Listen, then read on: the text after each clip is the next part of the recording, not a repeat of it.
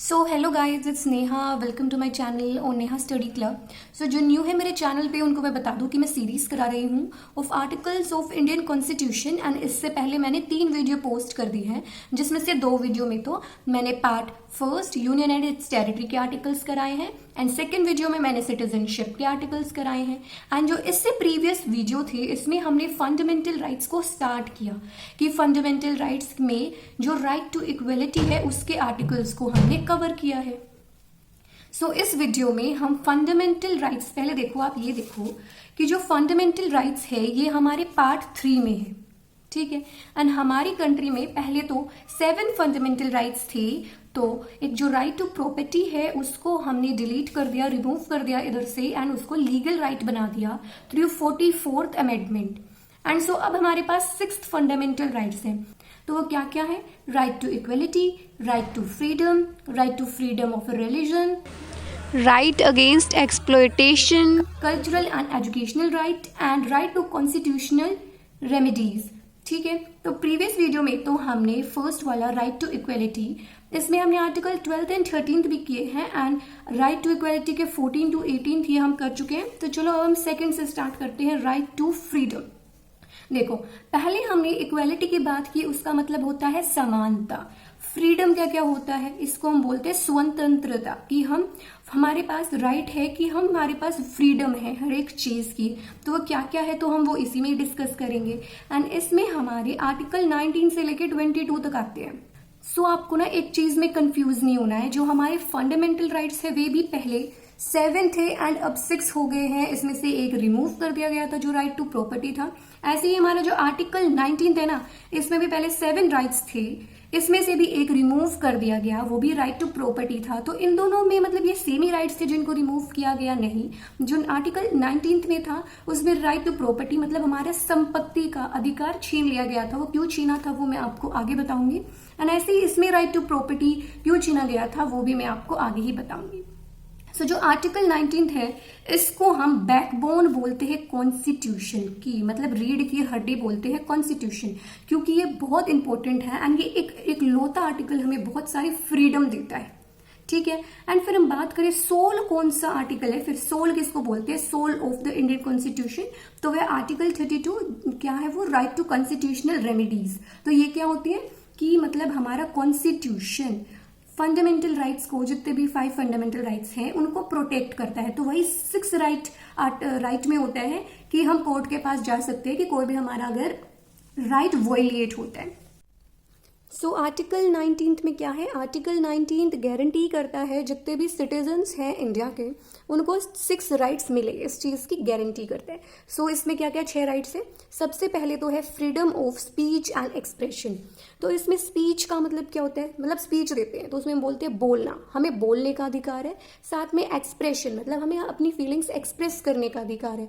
तो इसको मैं आपको एक एग्जाम्पल के थ्रू बताऊं, जैसे ही इंडियन पाकिस्तान का मैच होता है तो उसमें इंडिया जीत जाती है, तो अपनी फीलिंग्स को जाहिर करने के लिए हम इंडिया का फ्लैग होस्ट करते हैं ना, झंडे को फहराते हैं, तो इसमें हम अपनी फीलिंग्स को एक्सप्रेस कर रहे हैं। ऐसे ही अगर कोई पॉलिटिकल लीडर है, हमें उसका काम अच्छा नहीं लगता है या वो लीडर हमें अच्छा नहीं लग रहा, फिर अब हम क्या कर रहे हैं? तो फिर हम क्या करते हैं? उसका पुतला जला देते हैं। फिर उसको थोड़ी जला रहे हैं ना, उसके पुतले को जला रहे हैं। तो यही चीज होती है। एंड इसमें सिर्फ ये नहीं है, देखो जैसे मैं बोल रही हूँ इसमें हमें बोलने का अधिकार है, तो इसमें मतलब मुझे सुनने का भी तो अधिकार हो सकता है ना, कि मैं सुनूं भी। तो ऐसे इसमें राइट टू इन्फॉर्मेशन का भी अधिकार होता है। ऐसी जो मीडिया है, मीडिया के पास भी मतलब बहुत सारी पावर होती है, ठीक है। बट अब क्या बढ़ रहा है? बहुत ज़्यादा नेपोटिज्म बढ़ रहा है। मतलब नेपोटिज्म जैसे कि जो फिल्म इंडस्ट्रीज है, कोई भी आप एक्टर लगा लीजिए, तो जो उसका फादर जैसे जैकी श्रॉफ है तो मतलब वो एक एक्टर है तो उसका बेटा भी एक्टर ही बनेगा। मतलब ऐसा है कि उसका बेटा फिर उसका बेटा, मतलब ऐसे चलता रहता है। वे अपनी पीढ़ी को ही प्रमोट करते रहते हैं। एंड मीडिया काम क्यों करता है? टीआरपी के लिए काम करता है। बहुत सारी चीज़ हमें ना लिमिट्स में रह के करनी पड़ती है कि हम अपनी मतलब जो राइट्स हैं, ये freedom of speech and expressions जो हमारे राइट्स हैं उनका यूज़ करें, बट इस प्रकार ना करें कि वो हमारी यूनिटी एंड इंटीग्रिटी को खराब करे या हमारी सेफ्टी के अगेंस्ट हो रहा है या पब्लिक उससे हार्म हो रही है, या जो हमारे मोरल मतलब एथिक वैल्यूज़ है वो भी नहीं होनी चाहिए। एंड ऐसी कोर्ट की वैल्यूज़ है वे भी अफेक्ट नहीं होनी चाहिए। एंड ऐसी फॉरेन रिलेशंस में भी।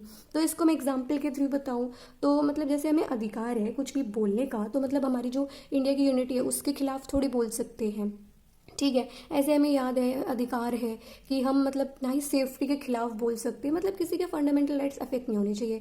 ऐसी कुछ मतलब मोरल वैल्यूज़ होती हैं। जैसे मैं आपको एक केस बताऊं, आपको स्क्रीन पे दिख भी रहा होगा, तो ये जज का नाम है प्रशांत भूषण। ये एक लॉयर थे, तो इन्होंने एक ट्वीट किया, जो सुप्रीम कोर्ट के जज थे, कि देखो वे मतलब 50 लाख की बाइक चला रहे हैं, एक बीजेपी पार्टी के किसी लीडर के वे बाइक चला रहे हैं, ना ही उनके पास मास्क है, ना ही कुछ है। अगर ऐसा हाल इधर है तो हमारा क्या होगा। तो फिर सुप्रीम कोर्ट ने बोला अच्छा भाई तुम हमारे खिलाफ बोल रहे हो, तो उन्होंने बोला या तो तुम अपनी स्टेटमेंट चेंज कर दो या इसमें थोड़ा हेराफेरी कर दो। तो इन्होंने ऐसा बोला, बट जो ये थे इन्होंने बोला नहीं ऐसा नहीं है, ये बिल्कुल अपनी कि मेरे पास फ्रीडम ऑफ एक्सप्रेशन है, ऐसा हो ही नहीं सकता। तो फिर क्या किया, सुप्रीम कोर्ट ने इस जज के ऊपर बस 1 रुपीज़ का फाइन लगाया। सो अगर ऐसा ही काम अगर मैं भी पोस्ट कर दूँ इसको दोबारा से कि ऐसा ऐसा है, तो फिर क्या होगा, मुझे ले जाके जेल में डाल देंगे कि कोर्ट के खिलाफ भी बोल रहे हो। नहीं, जो आर्टिकल 129 है ये क्या है, ये बोलता है कि जैसे कोई भी हमारे जितने भी मतलब सजा मिलती है, जितनी भी पनिशमेंट्स मिलती है, तो उसके थ्रू वो मतलब लिखी चली जाती है। जैसे अगर एक क्राइम इसने किया, यही क्राइम मैंने भी किया है, तो जो इसको सजा मिली है भाई मेरे को भी मिल जाएगी, हम भी दे देंगे पेनल्टी 1 रुपये की, है ना।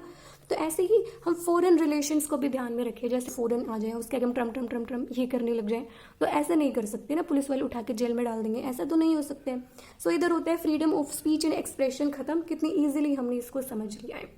एंड जो नेपोटिज्म है ना, इसका जो विरोध किया है, जो सुशांत सिंह थे उन्होंने बहुत किया, पर अब उन्हीं के ऊपर क्या क्या खबरें छाप रहे हैं कि उसका रहस्य टोटका वगैरह पता नहीं क्या क्या, अपनी टीआरपी बढ़ाने के लिए। बस देखो, पहले हमारे पास फ्रीडम है कुछ भी एक्सप्रेस करने की, कुछ भी बोलने की। इसके बाद हमारे पास फ्रीडम है कि हम असेंबल हो सके पीसफुली, मतलब हम सभा बिठा सकते हैं बट विदाउट आर्म्स। तो इसको भी हम नेगेटिव थोड़ी लेके जा सकते हैं कि हम मतलब इंडिया पे ही मतलब बॉम्ब डालने की यहाँ पे प्लानिंग कर रहे हैं, तो ऐसा थोड़ी होगा। मतलब असेंबल रहेंगे पीसफुली, फ्रीडम की बात करें, अच्छी अच्छी बातें करें, मतलब फंडामेंटल राइट्स का दुरुपयोग तो बिल्कुल ही ना करें कि वो हमारी यूनिटी इंटीग्रिटी हमारी कंट्री के सेफ्टी के बाद थर्ड कि हमें freedom to form associations and unions. देखो, पहले हमें बोलने का अधिकार हो गया, उसके बाद कि हम सभा बिठा सकते हैं, उसके बाद कि हम संगठन कर सकते हैं, यूनियंस बना सकते हैं कि हमारे कंट्री की डेवलपमेंट के लिए, कुछ ग्रोथ के लिए, उसके लिए हम वो कर रहे हैं। मतलब यही नहीं करना है अपनी कंट्री पे ही कि मतलब बॉम्ब फेंकने है, ये इस चीज़ की प्लानिंग कर रहे हैं, या इस एसोसिएशन बैठ के ये कर रहे हैं, खून कैसे करते हैं, ये कैसे चलाते हैं, तो ये चीज़ गलत है, ठीक है। हमें फंडामेंटल राइट्स मिले हैं, हमारा इतना अच्छा कॉन्स्टिट्यूशन है, तो हम मतलब उसको अच्छी तरह यूज़ करें ना, ये थोड़ी उसका दुरुपयोग करेंगे हम। सो उसके बाद है freedom to move freely throughout the territory of India. मतलब जो हमारी टेरिटरी है हम फ्रीली कहीं भी जा सकते हैं, सचरण कर सकते हैं। तो इसका मतलब ये तो नहीं है ना कि जैसे मतलब वहाँ पे आप बॉर्डर्स पे चली जाओ, इंडिया पाकिस्तान का बॉर्डर ऐसे चलते चलते कि हाँ भाई मैं भी देखूंगा, ऐसे ही मतलब जो कोर्ट में लो होते हैं आप उधर देखोगे जाके भाई मैं भी देखूंगा, ऐसे थोड़ी है भाई। आप लिमिट्स में रह के तो करेंगे। फ्रीली का मतलब आपको कोई रोक नहीं सकते, आप अपनी टेरिटरी में घूम सकते हैं इंडिया में, ठीक है। इसके बाद आता है, देखो भैया आप घूम सकते हैं, आप घूमने चले गए दिल्ली, फिर आपका वहाँ पे रहने का मन कर गया है कि आप वहाँ पे 1-2 दिन रुक जाते हैं, रिसाइड कर लेते हैं, निवास कर लेते हैं। उसके बाद आपका मन किया कि भैया उधर बस ही जाते हैं, तुम्हारे पास ये भी राइट है कि हम उधर बस सकते हैं। बसने के लिए भी हमारे पास पैसे की जरूरत होनी चाहिए ना, संपत्ति की, ठीक है। तो फिर ये पहले राइट टू प्रॉपर्टी भी था। फिर इसके बाद अगर हम उधर हैं तो हम कुछ व्यापार मतलब प्रोफेशन या कुछ ऑक्यूपेशन भी देखेंगे तो हमें वो भी मिल सकती है। तो देखो, राइट टू प्रॉपर्टी को क्यों हटाया गया हमारे फंडामेंटल राइट्स यानी इसको लीगल राइट क्यों कर दिया गया। देखो, सबके पास राइट टू प्रॉपर्टी है, सबकी प्रॉपर्टी है, कोई किसी को देगा नहीं, ठीक है। जैसे रेलवे को उधर से रेल निकाल लिया आगे किसी के घर, तो फिर वो मना कर दे कि हम तो नहीं देंगे भाई, ये तो हमारी प्रॉपर्टी है, आर्टिकल में लिखा है फंडामेंटल राइट्स है कि ये तो हमारी प्रॉपर्टी है। फिर मतलब देखो रेलवे क्या करेगी, उसको बोल देगी कि तुम भाई कोर्ट से कंपनसेशन ले लो, इसका कहीं अपनी और ज़मीन ले लो, बट फिर वो तो उधर ही बनाएंगे ना, या जलेबी की तरह भी नहीं देंगे तो इधर इधर इधर किधर, फिर ऐसे रेल कर रहे हैं। तो इसीलिए मतलब पब्लिक नहीं छीन सकती है किसी का भी प्रॉपर्टी का राइट, पर गवर्नमेंट ले सकती है, पर उसकी जगह भी वो प्रोवाइड करेगी, ठीक है। तो इसीलिए राइट टू प्रॉपर्टी को इधर से रिमूव किया गया। एंड किसने रिमूव कराया, मोनार्जी देसाई ने। इसने 44th अमेंडमेंट के थ्रू इसको मतलब इधर से रिमूव करा के now it was an legal right. So ऐसे इंटरेस्टिंग वे में इन आर्टिकल्स को समझने के लिए please follow my channel. Hope you like the video, please like share and subscribe my channel.